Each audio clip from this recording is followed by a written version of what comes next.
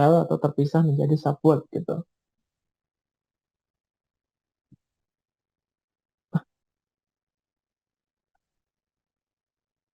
Ya, tapi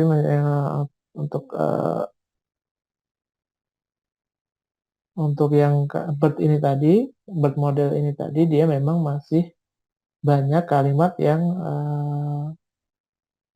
ya, yang misalkan belum dipisahkan ya teman-teman ya. Jadi sebenarnya kan tadi kalau kita baca sebenarnya ada banyak yang bisa terpisahkan ya, seperti kata eating ini kan sebenarnya bisa jadi eat sama ing gitu.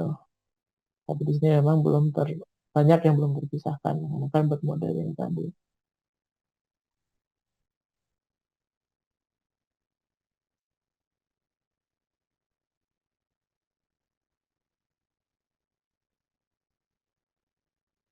Nah, kemudian yang jadi ini ya, kita kembali lagi ya ke model apa, ke contoh yang di awal tadi ya. Kan kalau tadi kita melihat kata I'm really excited, itu kan gampang ya kalau kita sebagai manusia kita melihat ada kata excited, itu langsung kita tahu bahwa itu akan kesannya positif. Nah, kemudian bagaimana sih model yang kita punya itu akan ini ya, tahu sentimen dari kalimat yang kita masukkan gitu atau kita inputkan. Akan kalimat yang tadi, how can we conclude that tweet is positive again ya? Ini ada ingat tadi ya. Oh, karena ada kata positif atau excited di sana sehingga kita bisa menganggap bahwa itu adalah suatu kalimat atau tweet yang memiliki kesan positif.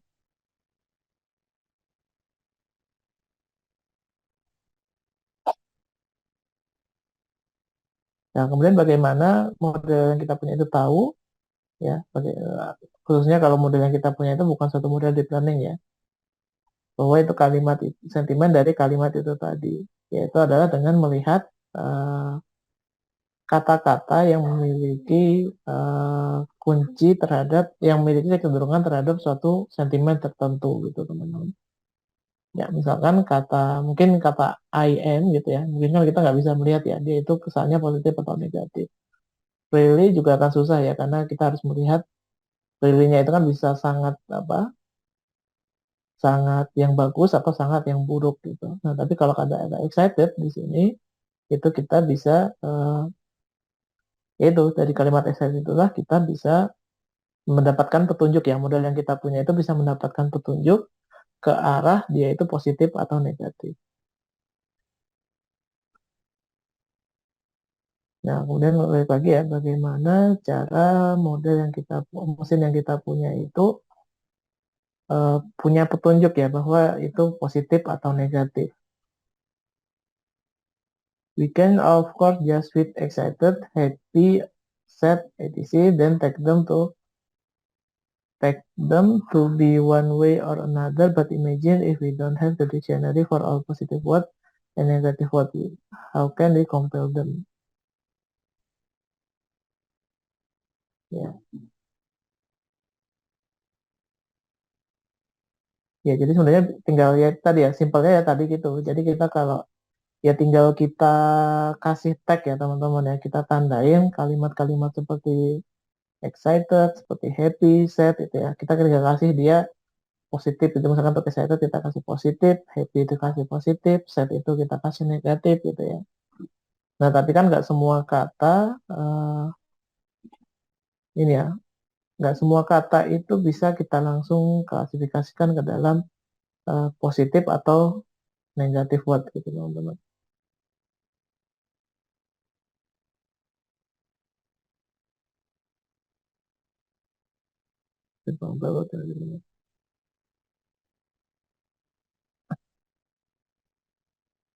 Oke.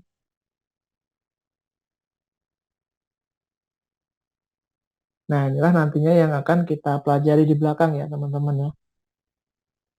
Untuk bagaimana sih cara dari eh, suatu kalimat itu ya. Kemudian kita pecah-pecah melakukan processing tadi ya, termasuk tokenization tadi. Nah, nanti di belakang kita akan belajar bagaimana cara melihat ya teman-teman, ya, melihat dari kalimat yang kita punya itu, dia itu menjadi kata-kata yang kita punya itu, dia itu akan dikelompokkan ke dalam kata negatif positif atau bahkan ada kata yang netral gitu di sana.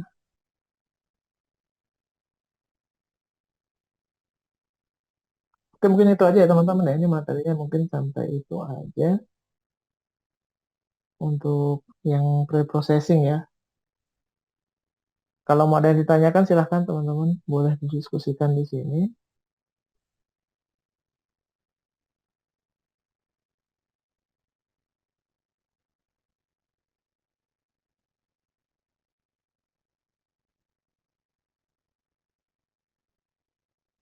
Dan memang banyak ya teman-teman ya, karena ini ada yang,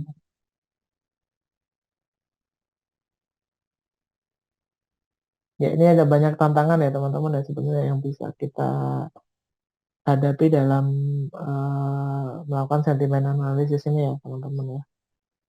Jadi misalkan seperti kata I'm not really interested, thanks gitu. Nah, ini kan sebenarnya ada kata-kata yang memiliki sentimen positif ya teman-teman ya. Seperti kata-kata interested, ada kata thanks gitu. Tapi kan di sini ada kalimat not ya, yang ini sebenarnya membalikan kata yang kita punya.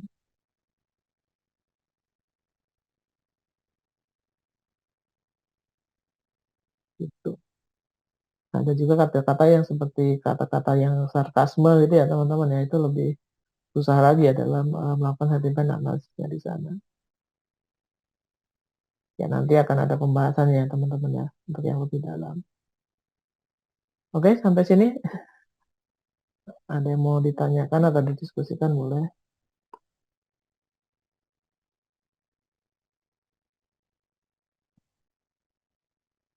Kalau nggak ada mungkin saya lanjut ya teman-teman ya ke dalam topik berikutnya ya, yaitu tentang word embedding ya teman-teman. Oke, sampai di sini mau saya share screen dulu, apa share ininya dulu ya, share linknya dulu.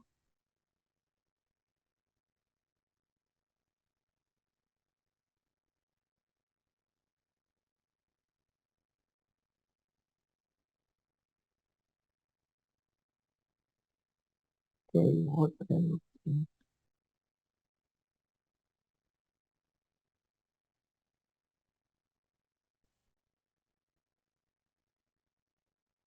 Nah, jadi word embedding itu apa? Nanti akan kita lihat ya, definisinya itu apa. Ya, jadi sebenarnya word embedding ini intinya sih dia merupakan suatu cara ya teman-teman ya untuk membuat dalam konteks NLP ini adalah membuat kalimat yang kita punya atau kata-kata yang kita punya itu ke dalam suatu bentuk ya yang dimengerti oleh komputer. Sebenarnya seperti itu intinya. Nah, mungkin teman-teman di sini pernah dengar ya, ada istilah yang namanya ASCII ini ya teman-teman ya. ASCII ini singkatan apa ya? Mungkin ada yang tahu di sini ASCII itu. Jadi ASCII itu seperti sebenarnya simbol-simbol yang kita punya ya dalam komputer itu ya. Itu memiliki suatu kode ASCII ya teman-teman ya. Jadi contohnya kalimat apa? Bahkan ini seperti spasi pun dia memiliki penomoran ASCII ya teman-teman. Jadi spasi itu dia 32 kodenya, tanda seru itu 33, dan kata-kata simbol-simbol, angka-angka dan juga kata-kata apa huruf-huruf ya atau karakter alfabet seperti A, B, C, D, E itu juga memiliki kode ASCII-nya masing-masing. Jadi A itu kalau huruf kapital itu 65, nanti yang huruf kecilnya juga ada sendiri gitu. Jadi memang memiliki masing-masing memiliki uh, kode ASCII-nya ya teman-teman ya. Nah ini beberapa contohnya saja.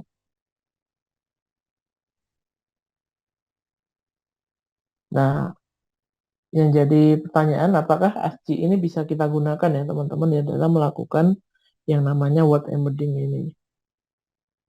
Ya. Jadi word embedding kan tadi itu ya, ketika kita harus merubah kalimat atau kata yang kita punya menjadi suatu bentuk yang komputer itu mengerti.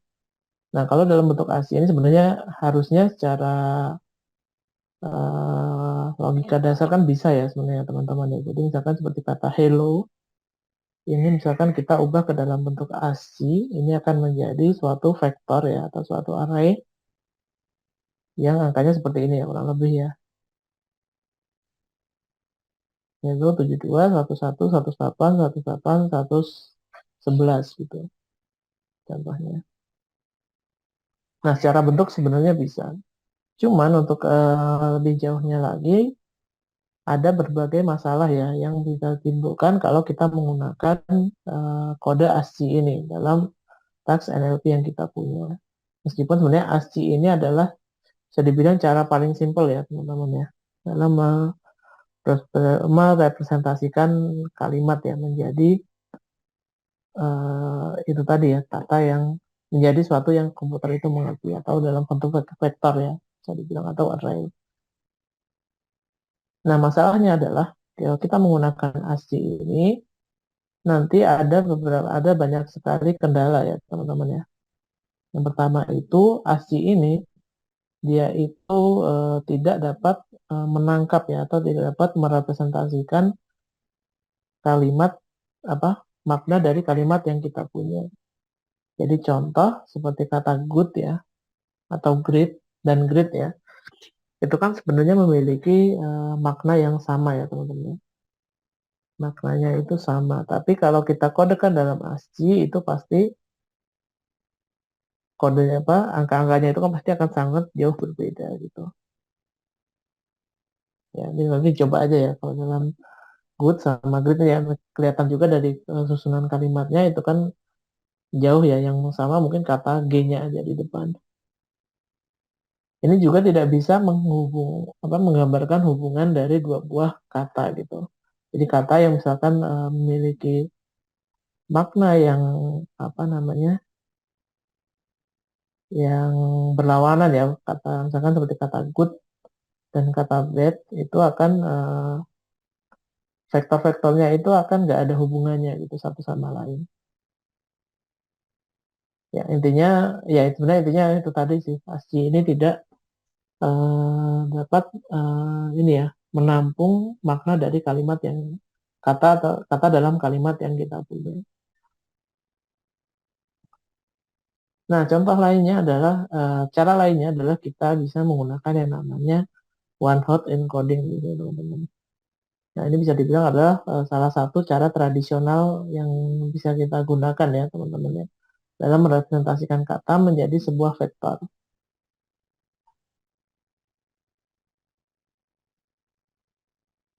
Ya, di one hot encoding itu adalah uh, cara kita untuk merepresentasikan ya kata menjadi sebuah vektor yang isinya itu nol semua kecuali satu elemen gitu. Ya nanti akan kita lihat ya gimana contohnya. Yang memiliki satu dimensi ya, yang jelas ya karena ini vektor, jadi dia itu dalam satu dimensi. Contohnya misalkan kita punya kalimat ini ya, the cat sat on the mat gitu misalkan.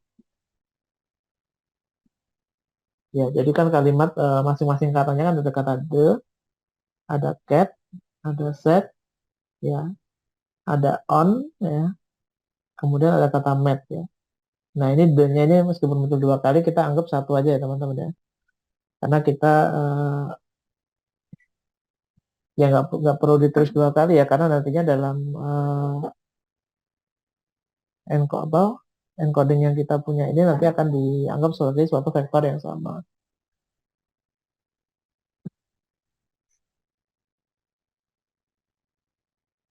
Nah, contohnya dari waktu encoding ini adalah kata-kata ini tadi itu direpresentasikan ke dalam suatu vektor ya. Yang tadi saya bilang itu semua elemennya itu nol kecuali satu. Contohnya kata cat ini dia menjadi 0, 1, 0, 0, 0. Kata mat ini jadi 0, 0, 0, 0, 1. Kemudian kata the jadi 1, 0, 0, 0, 0. Gitu.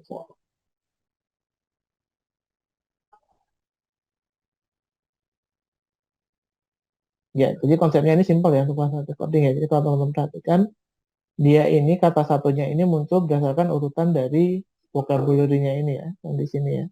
Jadi himpunan kata-katanya itu dia ada di urutan berapa, nanti angka satunya akan ditempatkan di situ. Sedangkan sisanya itu nanti akan nol. Ya, sesimpel itu ya teman-teman. Nah, kemudian bagaimana cara kita melakukan encoding ya teman-teman ya di dalam Python yang ini tadi.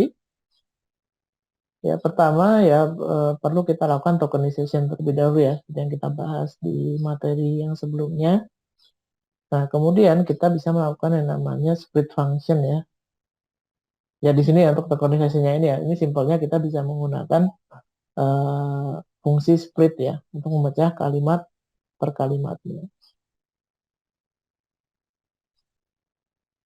Ya itu ya. Nah ini kodenya seperti ini. Ya intinya tadi ya untuk kode ini sebenarnya makna intinya yang seperti ini tadi, dia ada di posisi keberapa, nanti di posisi itu dia dikasih angka 1, sedangkan sisanya nanti 0.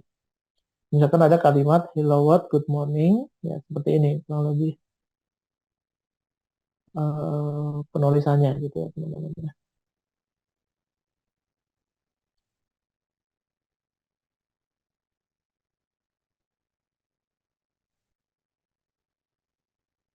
Ya misalkan di sini kita pakai contoh yang lain ya. Kita kan tadi udah buat fungsinya ya, bagaimana membuat one hot encoding ini ya. Kan menggunakan kalimat yang lain, hello world, good morning, afternoon, night gitu misalkan. Kata-katanya seperti itu.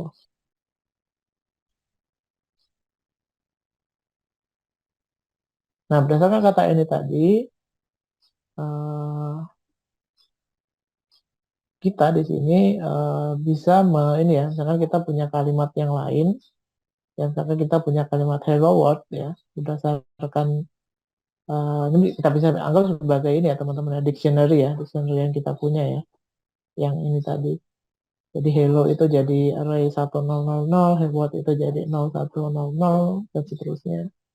Jadi kalau misalkan kita punya kata hello world, nantinya akan dibaca sebagai array yang seperti ini. Ya. Sebagai suatu matriks ya, bisa dibilang malah suatu matriks ya, yang isinya seperti ini. Nah, kalau hello good morning ya jadi seperti ini gitu. Jadi tinggal ditambahkan satu baris lagi di bawahnya. Nah, kemudian bagaimana cara decode ya, decode sentence-nya ya. Tadi ini proses encodingnya seperti ini, kemudian decodingnya seperti apa? Ya tinggal dibalik ya teman-teman ya.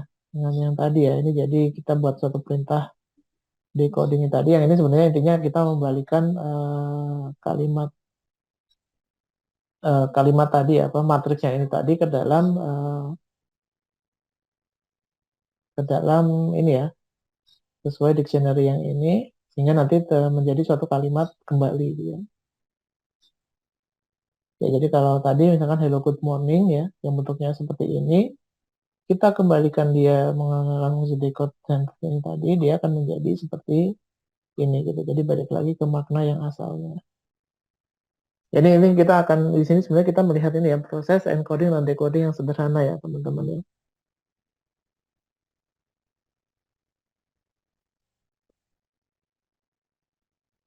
Nah, kemudian ada beberapa masalah yang ditimbulkan menggunakan kalau kita menggunakan one hot encoding ini, teman-teman.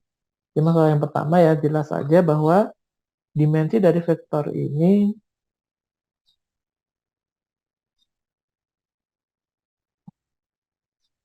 dimension of the dimensionality of the vectors is the same as the number of word in the vocabulary. Ya, jelas ya tadi jumlah dimensinya itu kan sesuai dengan jumlah katanya ya. Jadi misalkan yang di sini tadi dictionary-nya yang ini tadi itu kan ada 6 ya, ada 6 kalimat gitu. Jadi jumlah dimensi vektornya itu kan ada 6 ya. Kalau teman-teman lihat ya, ada 6 vektor di sana. Nah, itu yang jadi PR-nya ya. Kalau misalkan nanti kita punya banyak kalimat ya. Contoh kalimat dengan jumlah yang sangat besar sekali. Misalkan aja 10.000 gitu ya. Itu kan nggak kebayang ya kalau kita punya suatu vektor yang isinya 10.000 gitu. Nanti akan pasti akan memperlambat proses komputasi yang kita punya. Atau bisa dibilang wasteful ya teman-teman ya. Most of the element in the vectors are zero, which is the point of the next problem. Gitu ya. Terus kemudian masalah berikutnya adalah karena banyak yang nol ya teman-teman ya. Ya tadi sebenarnya ini intinya juga sama, dia eh, akan boros memori ya jadi bilang ya, karena dimensinya sangat besar sehingga nanti akan terjadi yang namanya curse of dimensionality. Itu terjadinya masalah-masalah pada proses komputasi yang terjadi akibat besarnya dimensi yang kita punya, ya dimensi vektor yang kita punya. Nah, ini sebenarnya juga masalah yang sama seperti yang ASCII tadi ya teman-teman ya. Jadi kalimat eh, vektornya kan independen ya satu sama lain ya. Jadi satu sama lain itu tidak bisa kita lihat kesamaan katanya atau kesamaan eh, atau hubungan dari kata-kata yang kita punya gitu. Misalkan kata seperti king ya dengan kata raja itu kan untuk terininya akan sangat berbeda gitu dalam vektornya gitu. Jadi kita tidak bisa melihat kesamaan antara dua buah kata tersebut contohnya.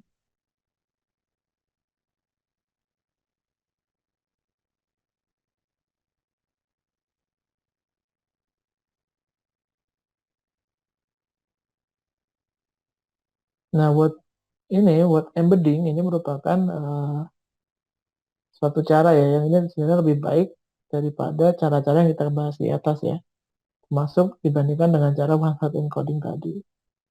Nah, dengan word embedding ini kita bisa membuat vektor yang kita punya itu lebih kecil ya, bahkan sangat lebih kecil gitu ya, dibandingkan dengan menggunakan metode one hot encoding.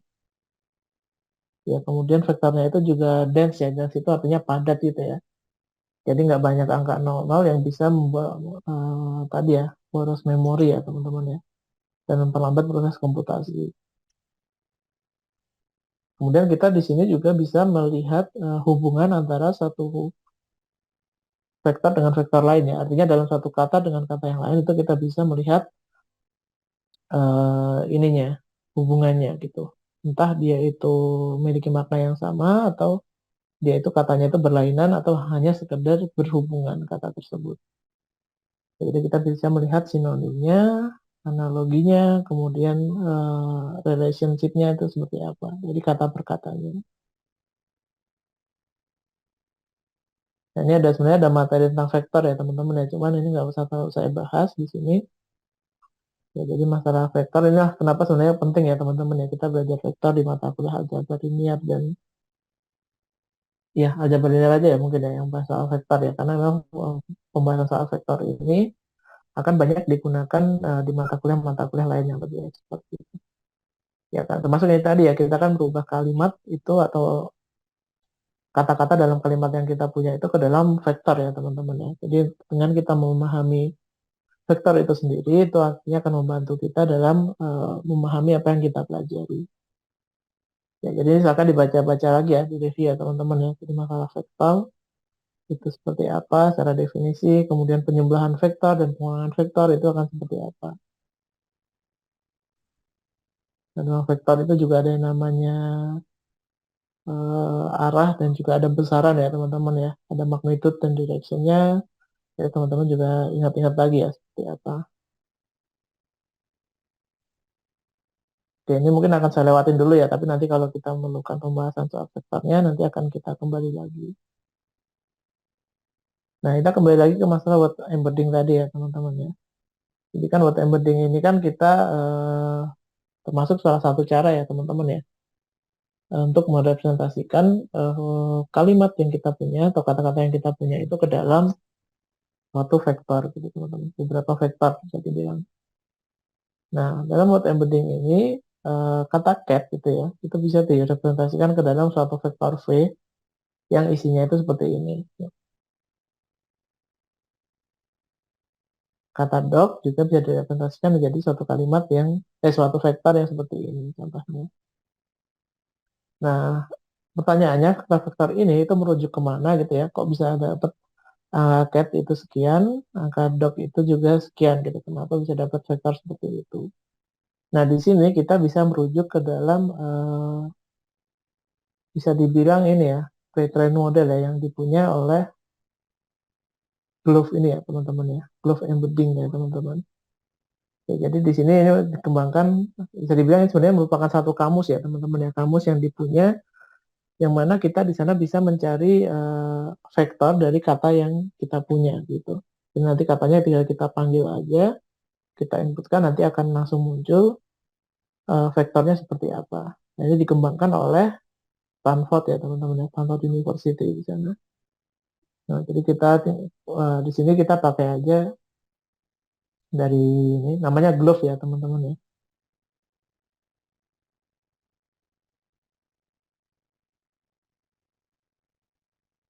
Nah, untuk library-nya di sini kita impor satu library yang namanya Gensim teman-teman ya.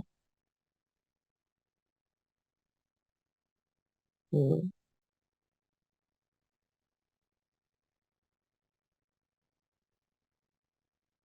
Ya, ini kita agak lama ya karena memang ukurannya sebenarnya nggak besar ya teman-teman. Nggak cukup besar maksudnya.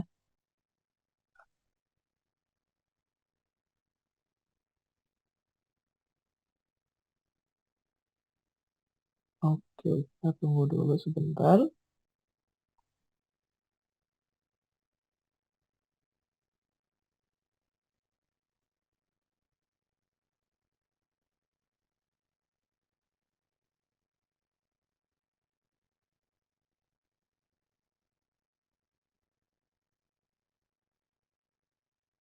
Oke.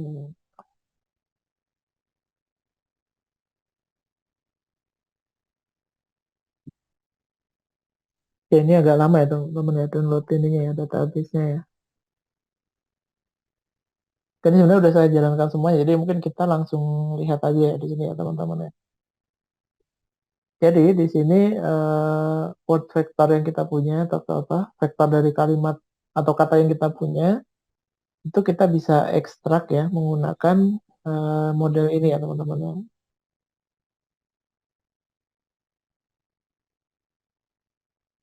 Ya, jadi ini di copy aja nanti. eh dari sini kita bisa melihat ya vektor dari kata-kata yang dipunyai gitu. Misalkan kata cat gitu ya. Tadi akan menjadi vektor seperti ini. Ini cukup panjang ya vektornya teman-teman ya. Ini ada kita lihat di sini ada 300 ini ya, 300 elemen ya dalam vektor cat ini sendiri. Ya, nah, ini cukup lama ya ternyata ya.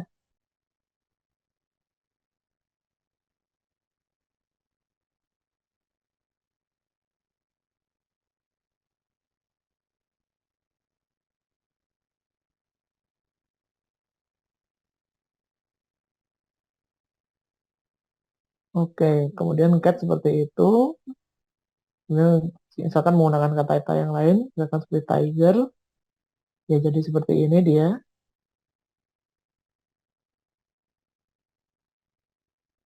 Gitu ya. Ya sama ya, panjangnya juga sekitar 300 ya ini ya seharusnya.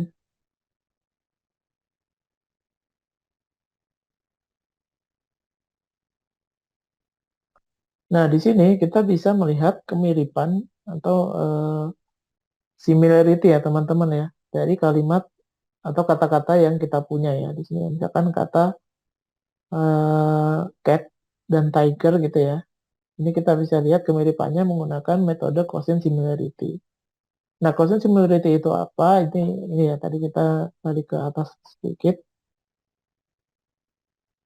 Wah, ini error ya ternyata ya.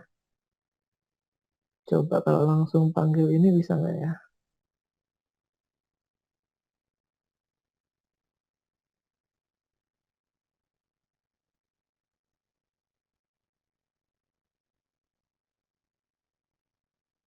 Oke, ini salahnya di mana ya? Bentar.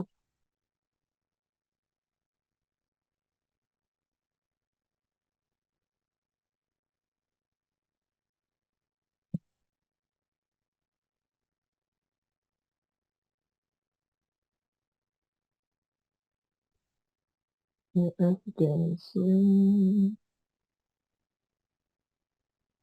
Coba kalau kita import dulu, nggak masalah ya harusnya. Oke, kemudian ditambah.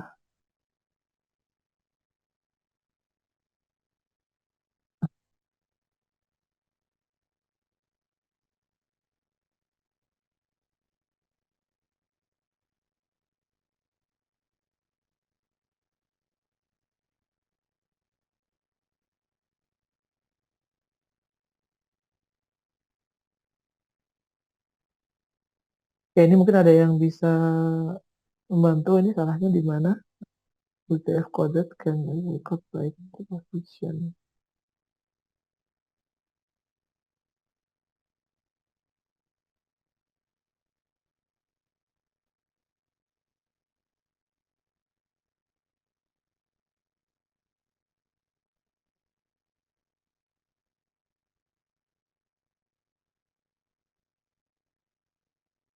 Ini ya salahnya di sini ya.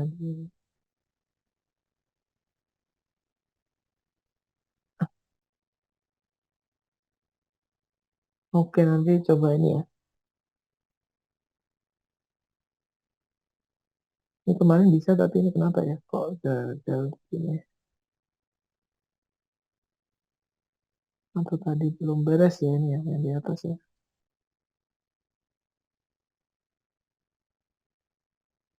Oke, ini udah beres. UTF-8 codec can record by position 10.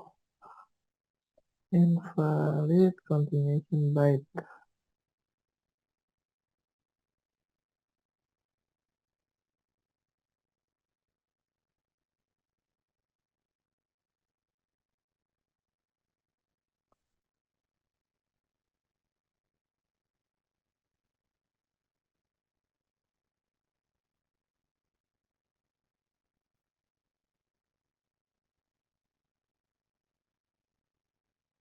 Oke, ini coba ini aja ya kita cari.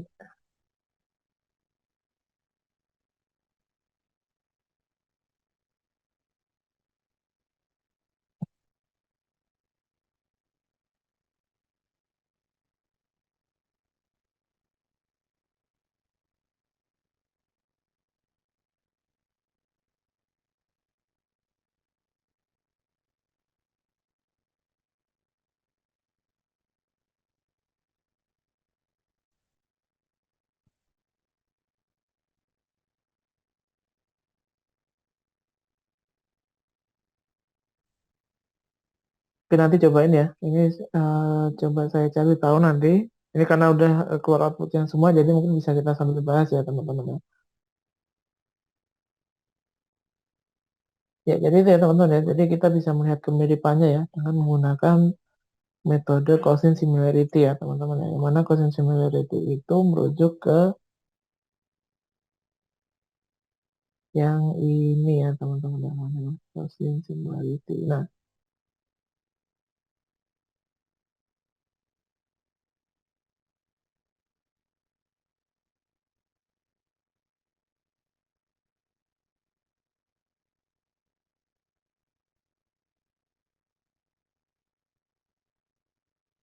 kita bisa melihat kemiripannya dengan misalkan kata cat dan tiger ini kita bisa melihat kemiripannya dengan melakukan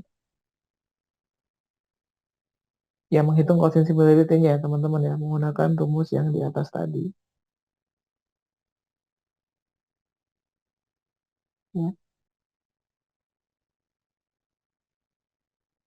Kita tinggal melakukan dot product ya teman-teman ya dot product terhadap uh, cat dan tiger tadi ya nanti akan kita dapat angka gitu di sini. Nah angka inilah yang kemudian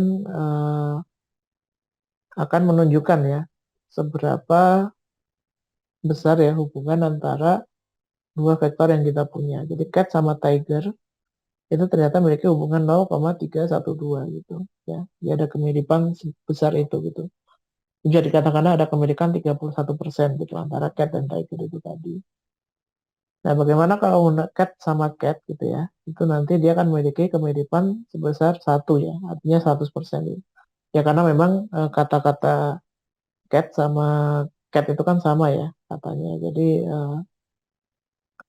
ya karena katanya sama persis ya jelas saja bahwa kemiripannya itu adalah 100% ya atau satu di sini. Nah ini kalau kita lihat ya dengan kata-kata yang lain kita coba bandingkan kata cat ya. Nah ini kalau cat dengan cat sendiri satu, kalau dengan dog dia akan sini ya 0,68 ya atau cukup besar ya 68%. dengan kata pet 58%, dengan kata kid di sini ada 0,3395 dan seterusnya ya. Bahkan dibandingkan dengan kata woman, bed, kata komputer gitu, dia memiliki kemiripannya masing-masing. Nah, sebenarnya kita bisa menghitungnya ya tanpa menggunakan consent similarity ini. Menggunakan library dari Gensim tadi, itu kita bisa langsung menghitung kemiripannya gitu ya, antar kata yang kita punya. Ya, jadi daripada menginput manual ya, consent similarity-nya kita bisa menggunakan langsung library dari Gensim yang bernama similarity. Dan misalkan kata king dengan kata ruler itu memiliki kemiripan 0,48487 gitu. Kata king dengan queen ada kemiripan 0,68 sorry 0,6336 gitu misalkan. Nah, bahkan kita bisa melihat keseluruhan ya atau beberapa ya, beberapa kata yang mirip itu misalkan dengan kata kata king itu ada ini ya, ada kumpulan kata yang mirip seperti queen. Yang pertama ya, ini urutan dari yang paling similar atau paling mirip. Dan yang kedua ada kata prince, ada kata monarch, atau kemudian ada kata kingdom dan seterusnya.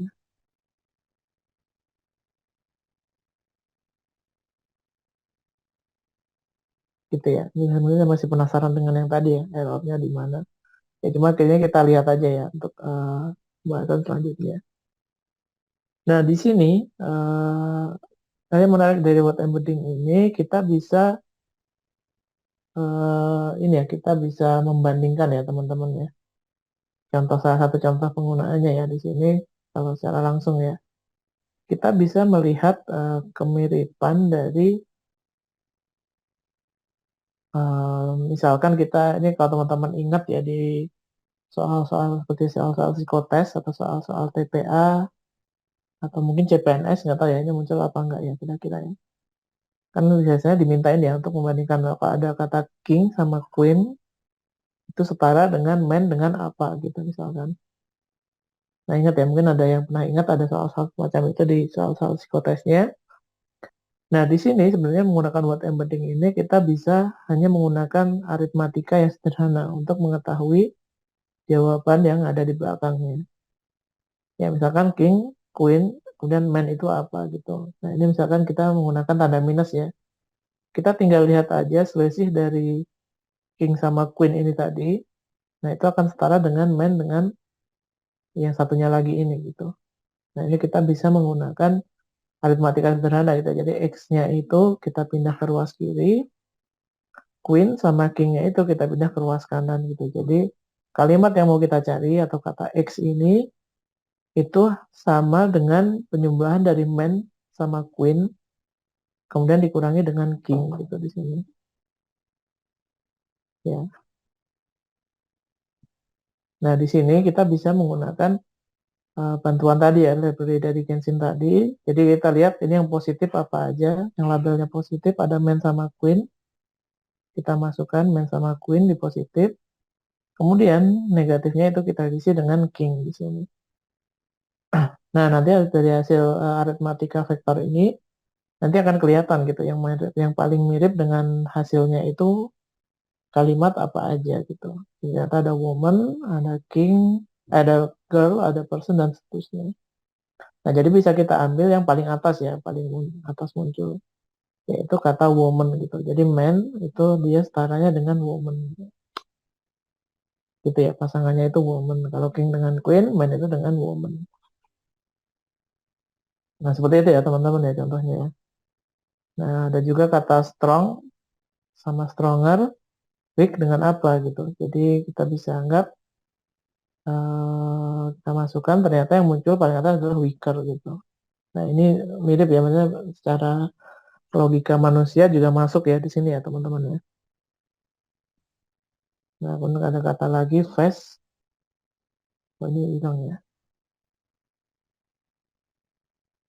Ya strong sama stronger, kemudian fast dengan apa? Faster ternyata di sini yang paling muncul paling atas ya.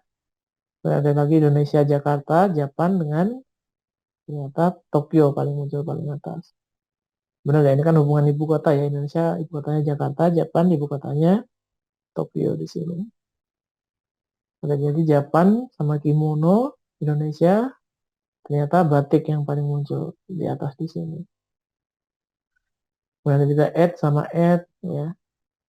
Itu dengan menggunakan tadi ya, ini sebenarnya kayak pengurangan dan penjumlahan vektor ya teman-teman ya.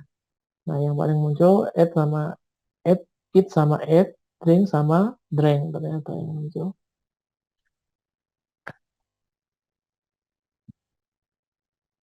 Ya gitu ya teman-teman ya.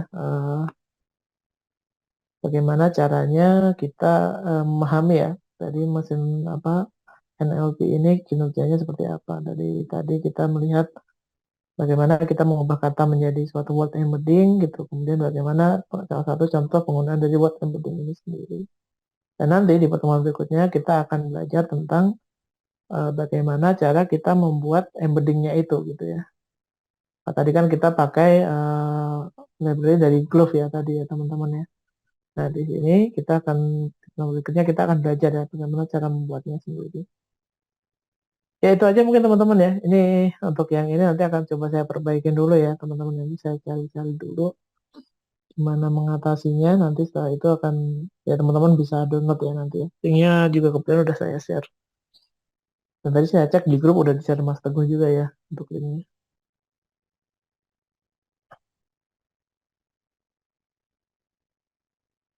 Oke, itu saja teman-teman dari saya. Ada yang mau ditanyakan atau ada yang mau didiskusikan silahkan. Izin Pak, Iya silahkan Pak mau Mukija. tanya yang word embedding ini untuk setiap kata direpresentasikan jadi vektor satu dimensi ya Pak? Iya betul. Jadi vektor satu dimensi semuanya. Tapi tadi ada yang multidimensi. Saya baca tadi kalau tidak salah. Untuk yang apa dimensi 2 atau 3 gitu merepresentasikan apa ya Pak? Oh yang ini ya, maksudnya yang sorry Pak.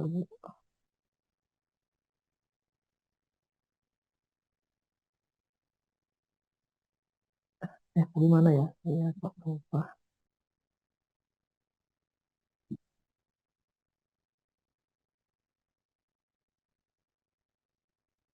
Kok nggak keluar ya matriksnya ya? Yang ini tadi ya Pak Mukija ya, yang kayak ada 0100 itu tadi ya? Atau yang lain?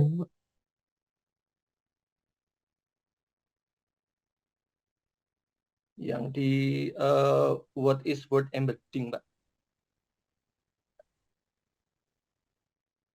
Oh, yang penting ya. Bentar.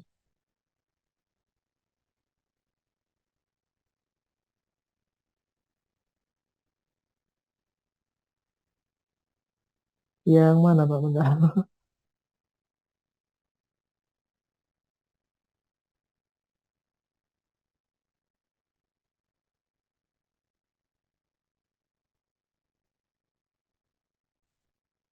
Yang sebelah mana Pak? Ini saya coba cari. Di atasnya yang error tadi Pak. Ah ini Pak, di atasnya yang error. Di atasnya error ini. Ya, Ini Pak apa?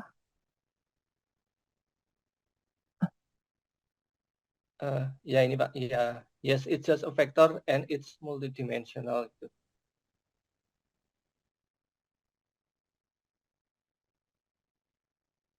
Oh Pak. ya. Ini maksudnya dimensi vektornya Pak. Jadi kan vektor itu kan sebenarnya kayak matriks satu dimensi ya Pak ya. Nah, terus dalam vektor sendiri kan dia punya dimensi gitu. Jadi dimensinya itu ya tergantung kalau cuma isinya cuma dua berarti dua dimensi vektornya. Kalau vektornya ada tiga isinya berarti tiga dimensi. Nah, ini karena isinya itu banyak, ini kan sampai 300 ya tadi kita coba. Isinya itu sampai 300 elemen berarti ini dimensinya ada 300 gitu, Pak. Ya, jadi tetap vektor, Pak. Ini cuman vektornya itu memiliki istilahnya di sini memiliki berapa dimensi vektornya. Oh, iya Pak. Tapi yang apa? Yang operasi vektor tadi, yang similarity tadi satu dimensi ya Pak. Satu dimensi. Memang setahu saya untuk word embedding ini memang semuanya akan menjadi satu dimensi, Pak. Untuk representasi kata per katanya ya. Jadi satu kata itu akan dijadikan satu Maksudnya suatu vektor gitu. Yang mana vektor itu kan definisinya kan matriks satu dimensi ya, bisa kita bilang. Gitu sih Pak. Ininya. Ya Pak, terima Ya kasih Pak. maksudnya, ya dia mungkin agak rancu di sini ya, kata-kata multidimensional ini bukan maksudnya dia tetap vektor gitu teman-teman, tapi dia vektornya itu memiliki banyak elemen gitu ya, sehingga dia disebut sebagai vektor multidimensi. Ya Pak. Itu ya teman-teman ya. Oke, terima kasih Pak Mukiji atas pertanyaannya. Oke, yang lain mau ada yang ditanyakan atau didiskusikan, boleh. Terakhir mungkin ya teman-teman.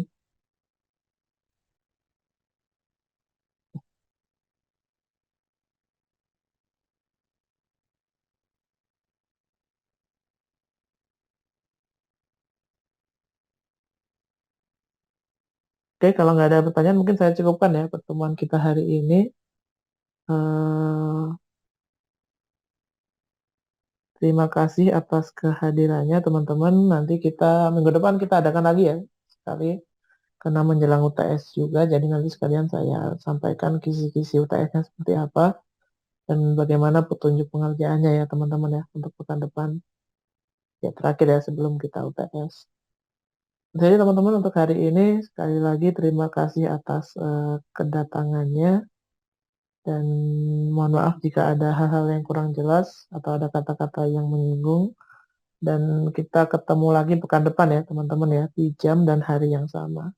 Terima kasih, selamat pagi ya teman-teman, selamat melanjutkan aktivitasnya kembali. Saya tutup. Wassalamualaikum warahmatullahi wabarakatuh. Selamat pagi teman-teman. Terima kasih Pak. Waalaikumsalam. Terima kasih, Pak.